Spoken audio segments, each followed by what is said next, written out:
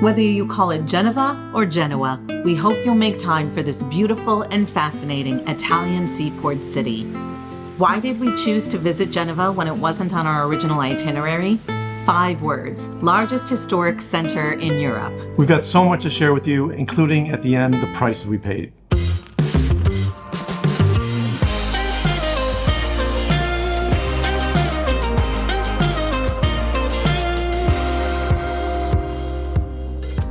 Welcome back to Finding Gina Marie, where we share our lives as full-time travelers and the connections we make along the way. If you're new here, welcome. I'm Judy. And I'm Kevin. A few of our subscribers had watched a couple of our older videos where we talked about moving someplace in Italy. That was way before we decided to become full-time travelers. But in the meantime, they had suggested that we visit a couple of places, and Genova was one, and another is Torino, which we'll be covering in our episode next week. So subscribe if you haven't already. It sounded like an interesting idea, and since we were already on the coastline, it was an easy ride on train from Cagnes-sur-Mer to Genova. We could only stay a week, but what is so special about Genova that it was worth us changing our plans? For one thing, architecture. There is Renaissance and Gothic and Neoclassic and medieval, and those things are always really appealing to us. It's a major port city on the Gulf of Genoa, or Golfo di Genova, and it's the second busiest port and the 6th largest city in Italy. It's known for its central role in maritime trade over many centuries, which made the city very wealthy. You can see huge piazzas and stunning buildings everywhere as symbols of the wealth that was here. And for some reason, it's not a super touristy city due to its location, which means it's great to explore without crowds. But even after knowing all that, there's so much that makes the city worth visiting.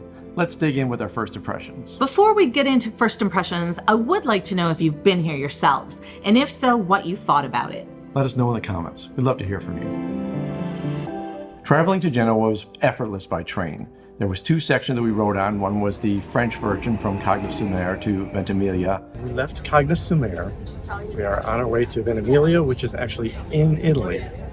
And then once we get there, we go on our last leg of the trip to Genoa. Yes, au revoir, France. You have been beautiful. We've enjoyed a month here, and we're a little intimidated about only getting to spend a week in Genoa and then a week in Turin, but bring it on. We love Italy. Yeah. The train was comfortable and easy, and then we got off the train.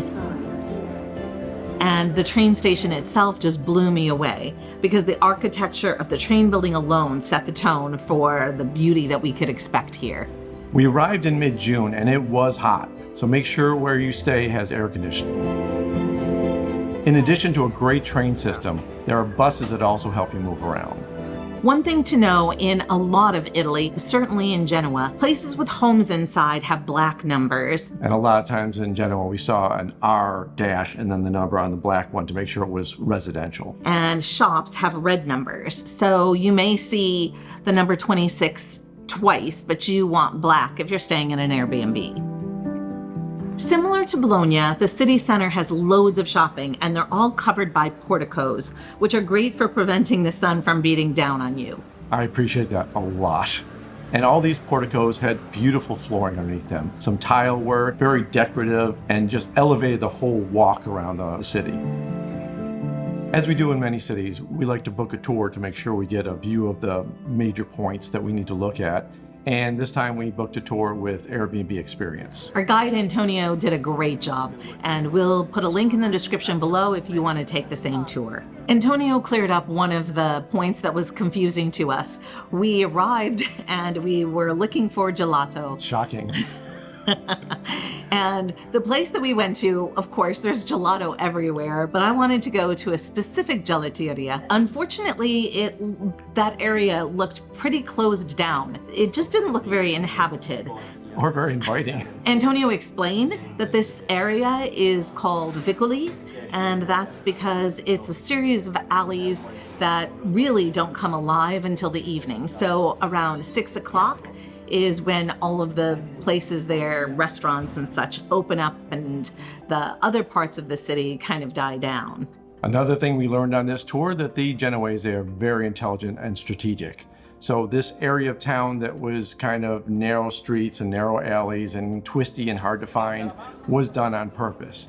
Many cities in the world are built like a grid in big, wide roads, so you can have a robust walk through the city. But since this was such a major port town, they were worried about being taken over. They were worried about invasions. So the more they could confuse anybody trying to attack the city by getting them lost in the city was important to them. And they did a good job, because we got lost before we had our tours. We were very confused why it was so hard to get around the city. And nestled inside these narrow alleyways, rather than huge piazzas that you would normally expect to find, here there are small city squares. No common people. So the square became a symbol of richness and power, kind of a status symbol. Whenever you find a square here in the old town of Genoa, it usually means that in front there was a noble palace of any noble family. There also are high walls that form a fortress around the city that were built around 1300. At the heart of medieval Genoa is Chiesa di San Donato. It's considered Genoa's most important originally Romanesque church. The two medieval towers of Porta Soprana have existed for over 800 years. They mostly were there to intimidate enemies that might arrive, and there's even a plaque from 1155 that requests that visitors come in peace, not war. Here's beautiful St. Andrew Cloister ruins from the year 1000 AD. It was dismantled and relocated in the early 1900s. It's the only part of the monastery and church that was salvaged from urban restructuring. Cattedrale di San Lorenzo was built in 1118. It's filled with beautiful frescoes and is covered in the horizontal white and black marble stripes characteristic of nobility in the Middle Ages. One of the most beautiful piazzas that we've ever seen in all of Italy is the Piazza di Ferrari. No connection to the luxury car brand. It's the perfect place to take a breather and just admire the beautiful buildings that surround it. And the fountains are refreshing and give you that little spray that you need on a hot day. This is popularly known as the City of Genoa, thanks to the elaborate banks and businesses that are in this exquisite square.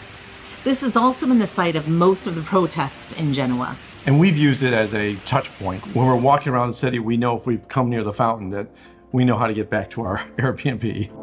There's another beautiful but smaller piazza right next to Piazza Ferrari called Piazza Mattiotti, which is where you'll see the Doge's palace, built at the end of the 13th century.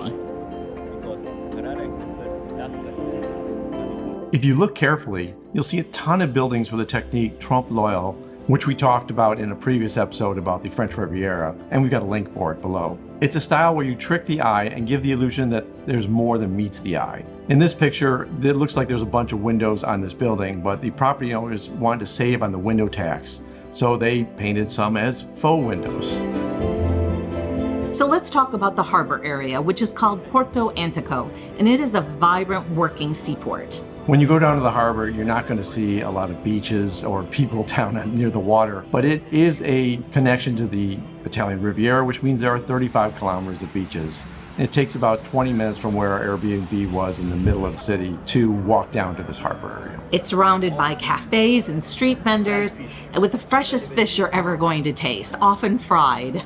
And one of the most elaborate ships you'll see in the port is called the Neptune, which is a replica of the 17th century Spanish ship used for a 1985 film called Pirates. It's not actually old or special otherwise, and it doesn't really set sail ever. But there is a huge glass and steel sphere called the biosphere that is a botanical garden housing 150 species of plants. And the famous aquarium of Genoa is home to a vast array of marine life, and it's the largest in all of Europe. Fun fact, while denim may feel as American as apple pie, the fabric used for sail making in Genoa was cheap, strong cotton dyed blue from the indigo trade Genoa did with India. The cloth was eventually manufactured in France and became known by the French name bleu de gens, gens as in Genoa, also known as blue jeans. If you want to explore the hillside neighborhoods of Genoa, you can check out the funicular lines. There's 12 of them in this city. There's also a steeply climbing rack railway and 10 public elevators. We didn't know about this infrastructure while we were there, so we linked a list of funiculars and their stations in the description below. Your legs can thank us later.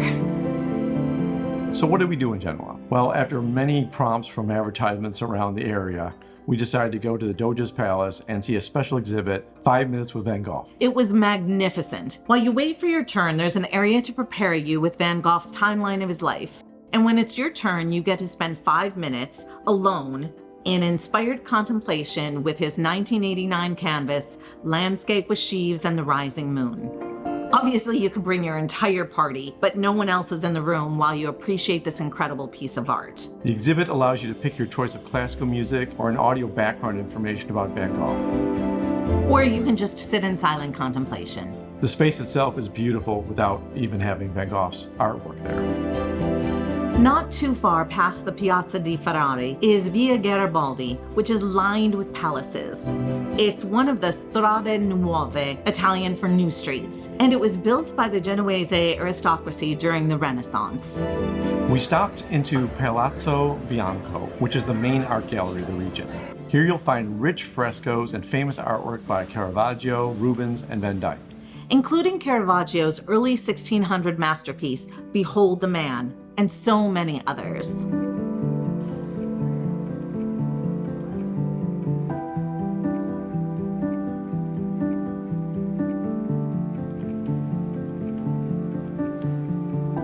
And probably our favorite exhibit, the Paganini rooms.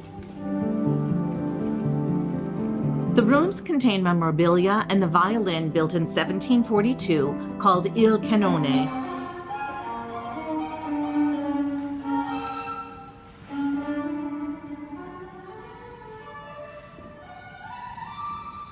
Named Canon because of the richness of its sound.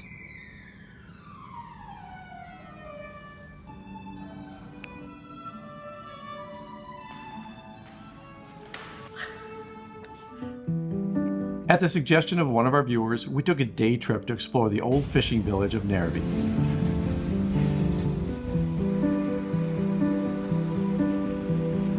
So we're just by the train station in Nervi, and just a 12-minute ride from where we were in Genoa.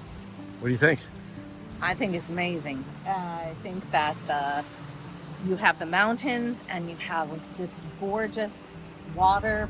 And you can rent e-bikes if you want to explore deeper into the city. Okay, I don't know if I've seen this before. Benches that can be either way. You want to face the water? There you go. No problem.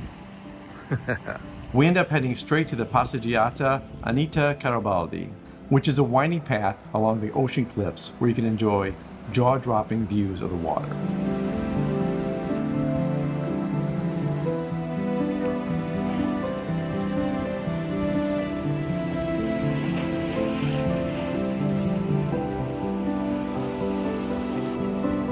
So all along the beach of the Spiaggia, there is little outcroppings of restaurants, and you can usually get down to the beach somewhere near them, like the little stairs you see on that one, which don't look like they go down easy. I mean, you hit the rocks and then you're on your own, and billy goat the rest of it, right?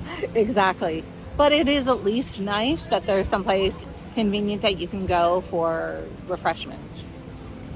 If you brought a bathing suit, towel, and water shoes, make your way down to one of the many sunbathing areas. Whether it's a real beach or not, people just find any way to get down to the water and find places to lay out, enjoy the waves, even if it's just like a little boat launch here, which doesn't look as much fun as some other places. But they're making it work, and it is a lovely day, so I guess you find a spot wherever you can. Seems like it. The buildings that are built into the hills are colorful and the area is very lush.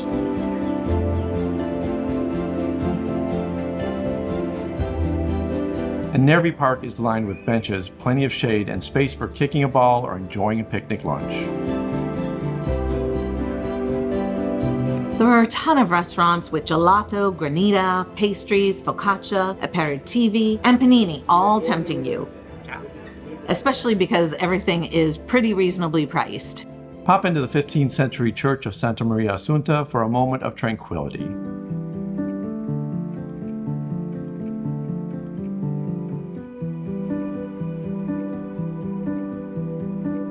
Let's talk about some of the great food and drinks we had.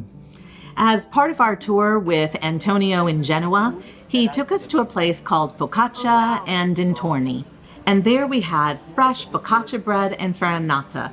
So this is farinita, and it's farina, but chickpea flour.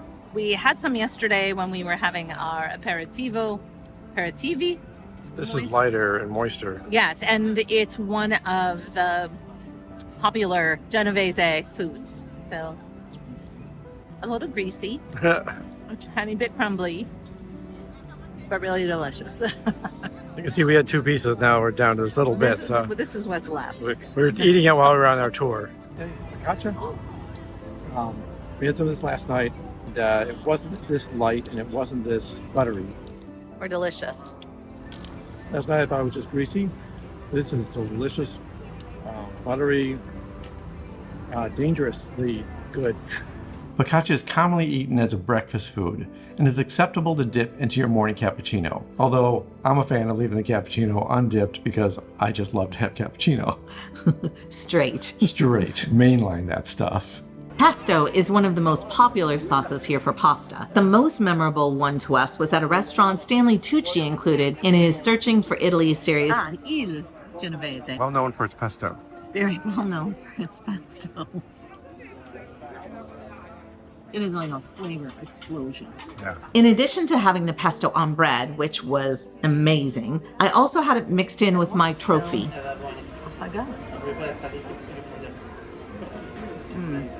Bursting with flavor. Which is one of the most common pastas you'll find here. It's twisted by hand. And as Judy will remind me, you cannot visit Italy without sampling gelato.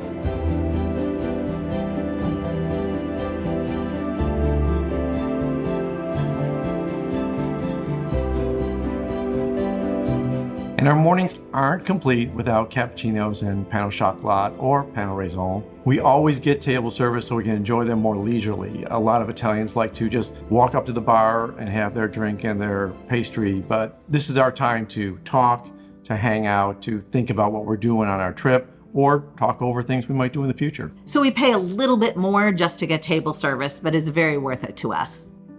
Stop by Zodiac Bar for an aperitivo or digestif, especially Asanello. You'll know it by its green bottle and donkey on the front. It's classified as vermouth, and it's made from a fortified white wine infused with a variety of spices. And it's been around since 1886. In Italian, it's Il Vero Corocinato, and it's only available in Genoa. We also sampled Amaro Camati, which is distilled in the Cinque Terre. It's similar to the digestif Fernet, but much milder and tastier. I highly recommend stopping at a shop and getting granita while you're here, especially if you're visiting in the summer. I have been wanting a granita since we were in Napoli when we first started full-time travel. But it was way too cold. Well, here we are, and it's mid-June. Perfect timing, and this is so delicious. It tastes like a snow cone, slushy. It's like exceeded my expectations. Genoa works for you, the slushies. And don't forget to stop at the Mercato Orientale. It's named because it's near the eastern gate of the city. It's huge, and you can find any sort of vegetable, protein, seafood, pasta, and more.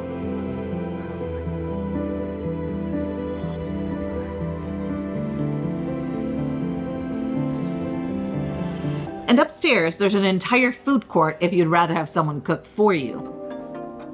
We found some of the most unique pasta called crocchetti bianchi, which look like communion wafers, and spacitella regnate, which have curved ends, flat portions, and wavy edges, which helps sauce stick to them.